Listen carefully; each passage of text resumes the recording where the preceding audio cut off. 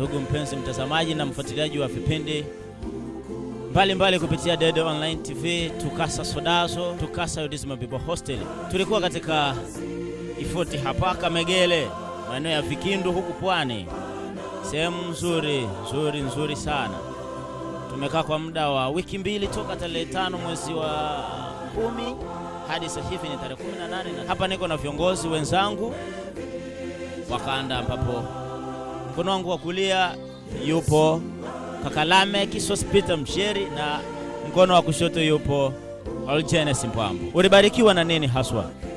Kwa kweli nimebarikiwa na vitu vingi sana hapa Kamegele, lakini kitu kilichonibariki zaidi ni mwitikio cha kwanza wa kanisa la Kamegele, lakini hata jamii ilivyotupokea katika sehemu ya Kamegele. Kwa kweli ni kati ya vitu ambavyo vimenibariki. Kitu cha kwanza ambacho inaweza kuwa ni somo kubwa pia, kazi hii imefanywa na Wanatukasa, na fedha ambazo kwa kiasi kikubwa sana kimetumika zimetoka kwa Wanatukasa. Na mwanzoni tulianza sisi kama sisi Wanatukasa kuchangishana fedha hizi, ambapo kila Mwanatukasa wa kupitia uongozi wa kanda, lakini kupitia matawi yao walihimizwa kuchangisha pesa hizo. Lakini sisi kama Wanatukasa tuko chini ya kanisa. Tunashukuru makanisa yale kwa sababu walijua vijana wetu wenda kuifanya kazi ya Mungu, basi makanisa hayo hayakutuacha nyuma. Mfano vijana wetu wa Bible Hostel pale chini ya kanisa la ya Ubungo Hill walitusupport pia pamoja na makanisa mbalimbali.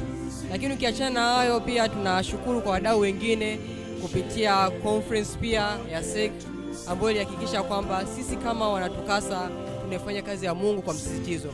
Kitu kikubwa ambacho tunaweza kujifunza hata kwa uongozi ambao unaokuja ni kuhakikisha wanakuwa karibu na wanachama, kwa sababu kama wanachama watasogezwa karibu, wako tayari siku zote kujitoa kwa ajili ya kazi ya Mungu. Mungu akubariki sana kaka Oljenes, na mkono wangu wa kulia niko na mwenyekiti mwenzangu wa kanda hii ya Sodazo. Alikuwa halali, tumebarikiwa sana. Naomba utatoa shukrani za dhati kwa wale ambao wamekuwa nasi wakitufuatilia haswa kupitia Dede Online TV, Tukasa Udizima Bible Hostel na Tukasa Sodazo. Asante mwenyekiti.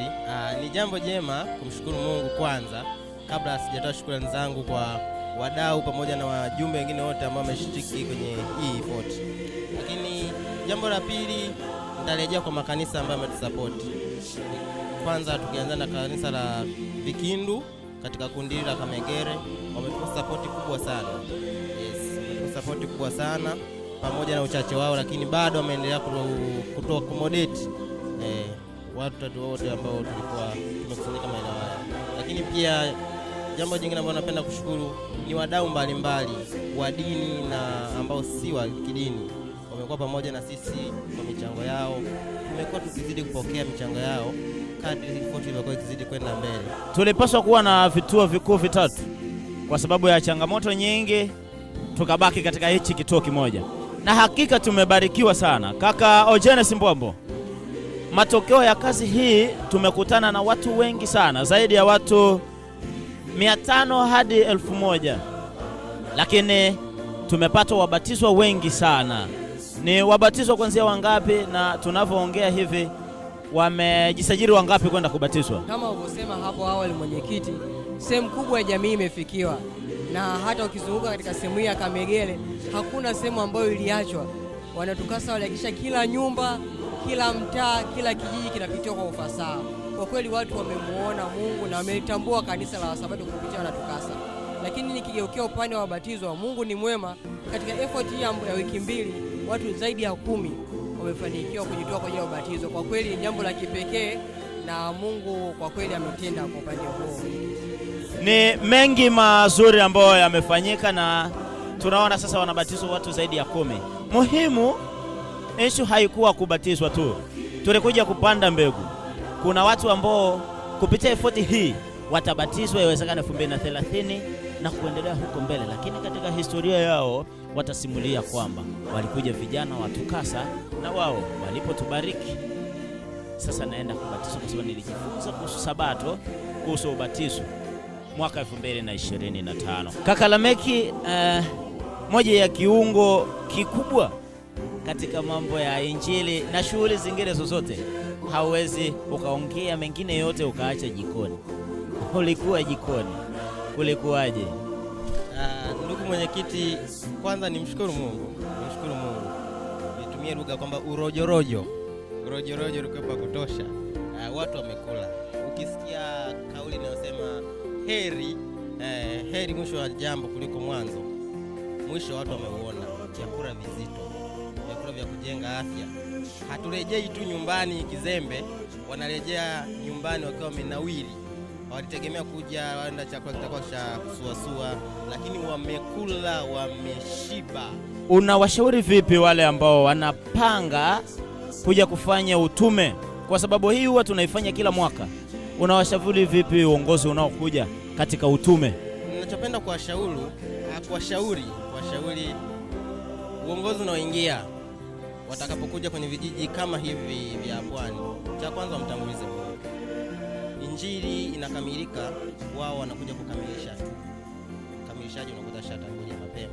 Lakini jambo la pili, nawaombea wawe na umoja. Watakapokuja wasije na mgawanyiko. Inaweza kuwa ni elimu, inaweza kuwa ni makabila, inaweza kuwa ni ujinsia, umikoa na vitu vingine vidogo kama hivyo. Watangulize umoja utawavusha sehemu kubwa. Ni kweli kabisa anachosema kwamba umoja utawafanya watu hawa wafanye kazi kwa uzuri, hasa wakiwa Sodazo ambao inaenda kuwa seki. Kwa maana huku tuna vyuo vikuu viwili, lakini vyuo vya kati ni vingi. Wakijipagua wale wanaosoma chuo kikuu, watu wa degree na hawa watu wa diploma na certificate, wakienda kwa vigezo hivyo hawataweza kabisa kufanya hii kazi. Ninapoenda kumaliza na kaka Eugenius Mbwambo, tuambie katika shughuli za kule kambini ulijifunza nini kikubwa ulichojifunza katika maisha ya kuishi na watu kule kambini? Asante. Ukiachana na mengi ambayo tumejifunza, uinjilisti na mengine, kitu kikubwa ambacho tumejifunza pale kambini ni kuishi na watu wa jinsia tofauti, lakini pia watu wa aina tofauti. Kwa kweli nimepata experience fulani kubwa. Cha kwanza, kwa sababu inakusaidia hata ukienda sehemu fulani unakuwa unaweza kuishi na watu wengine, kwa sababu ukiishi katika jamii ya watu wengi na ukaweza kuishi na kila mmoja vizuri, maana yake wewe hata ukienda sehemu nyingine bado utaweza kuishi na watu wengine kwa amani. Lakini cha mwisho pia, kitu ambacho nimejifunza ni kujenga umoja na watu wengine, kwa sababu pale kambini kama ulivyotangulia kusema hapo awali, tulikuwa tunaishi watu tulikuwa ni wa matabaka tofauti, elimu tofauti, umri tofauti, lakini katika swala la kazi, lakini ilipokuwa katika swala lolote ambalo linahitaji umoja, tulikuwa tunafanya kana kwamba wote tuko katika level moja. Na hicho kilinisaidia kwamba kumbe kama kuna umoja mkiwa sehemu yoyote, basi kazi inaweza kufanyika. Kwa hiyo nimejifunza kutengeneza umoja, kujenga uhusiano. Hata nikienda sehemu nyingine itakuwa kwangu mimi ni rahisi sana kujenga umoja na watu ambao nitakaokuta hapo. Kuna experience ambayo nimepata maisha hapa. Eugenius ni mpore, mstaarabu, muoga kidogo, lakini alikuwa na fujo. Alikuwa mjanja. Kwa nini? Alikutana na watu wa kaliba tofauti, watu wa namna tofauti. Kupitia Ifort watu wengi huwa wanabadilika sana. Anaachana na tabia fulani ambayo alikuwa akiishi, na sasa anaishi na timu ya watu wengi, tabia inabadilika na sasa anaishi kwa uzuri. Swali langu kwake ni moja tu, kwamba amemudu vipi kuishi na hawa watu na ameweza vipi kuwaunganisha wote wakaenda katika mwelekeo mmoja, na leo tunasherekea furaha hii kwa mara ya mwisho. Hekima anatoa Mwenyezi Mungu. Kilicho kikubwa ni niliishi Aledi, niliishi mimi Sichula, hakuishi mwenyekiti. Wao walinitambua kama Aledi, lakini walinitambua kama mwenyekiti. Hekima anatupa Mwenyezi Mungu. Najua aliyewapa hekima ya kuishi na mimi ndiye huyo alinipa hekima ya kuishi na wao. Vivyo hivyo wewe uliweza kuishi nao, Eugenius pia aliishi nao, Eliki aliishi nao, na kila yeyote ambaye alikuwa ni kiongozi Mungu alimpa hekima na aliishi naye. Okay, basi asante sana ndugu mpenzi mtazamaji, msikilizaji unayetufuatilia. Tukasa Sodazo inaenda kuwa Tukasa Seki. Ulikuwa nasi toka mwanzo wa vipindi vyetu, mahubiri mengi ambayo yamehubiriwa hapa na kaka Joseph Alfred Komba, Jovin Erasto pamoja na mchungaji Mgwenya, yapo mtandaoni. Lakini kaka Lusaji Wakili akiwa na Lamek pamoja na Mbaramwezi walifundisha mambo ya afya. Hayo yote yapo mtandaoni kupitia channel hizi tatu: Dede Online TV, Tukasa Udisima Bible Hostel pamoja na Tukasa Sodazo iliyokuwa ikiendeshwa na Elikunda Singo. Fuatilia kule ujifunze mambo mengi. Na kupitia efoti hii Kamegere 2025 rejea nyumbani.